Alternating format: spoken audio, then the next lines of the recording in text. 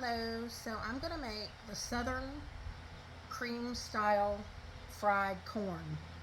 I'm not going to fry it or anything on the video, but I'm going to show you how my mom and my grandmother and probably her mother used to do it. And I can remember my mom would buy bushels and bushels of corn. And we would spend, I don't know how many hours underneath the tree in the front yard shucking them and getting all the silk off of them. And then this was like the favorite. Right now Publix has these 5 for I believe $1.99. And this is what they call candy corn. It's the bi-color. And it's real, this is supposed to be real sweeter, juicier, and that's what you want when you go to make your creamed corn on the stove.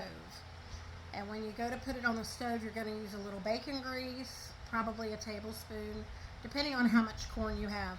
I have 10 ears here, and inside this bowl is already 6 done when I decided to go ahead and show you guys how to do it. It's like an old type way of getting all the juice off the cob. So I have a measuring cup right here in the middle of my bowl. And let me just show you. This is the bowl. And that's the measuring cup upside down. Then you can kind of use this as a base. And I always start with the bottom of the corn. And I just take the corn and I use one of these old timey sharp knives that you find at the flea market. They're not cheap, but they're really good.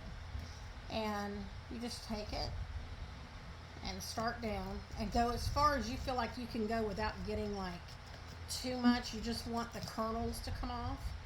And then I'm just going to continue around the cob.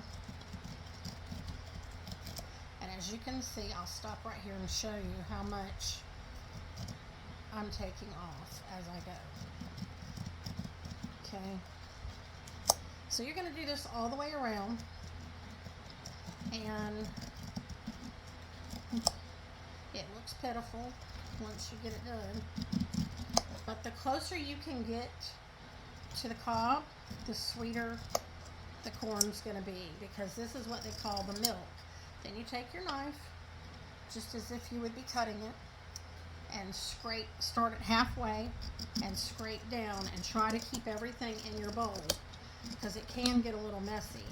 And as you see, you're opening up the cob.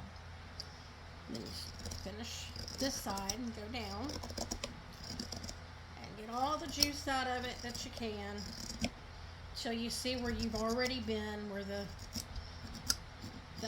I guess the old kernels are opened up right here.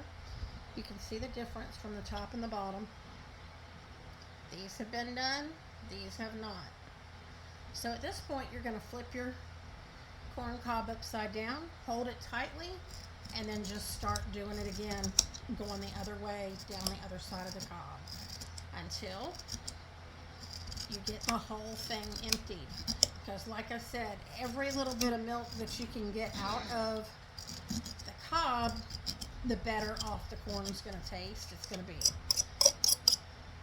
Now what I like to do is turn it back over one more time and just run it all the way down the whole cob.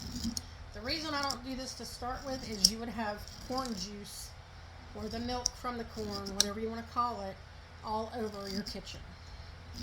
So you have to do it in moderation. And like I said, this is the best way to do it. After years and years and years of watching my mom and my grandmother do it, and my mom was one of the best cooks I know. Not just saying that, she should have worked for herself having a restaurant, which was one of her dreams, but instead she worked for Chrysler. So, hating every minute of it. So that was one of them. And here we go again. Like I said, you're just going to make sure you have all your silk off. And a little fun factor here, for every silk that you find under the corn husk, It matches every kernel that is on the corn.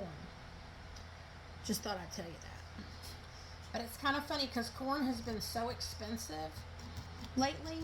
And when I saw it yesterday, I was like, oh my gosh, that's a pretty good deal considering what it's been being. I know you used to could get 5 ears for $1, but not too long ago it was $1 an ear.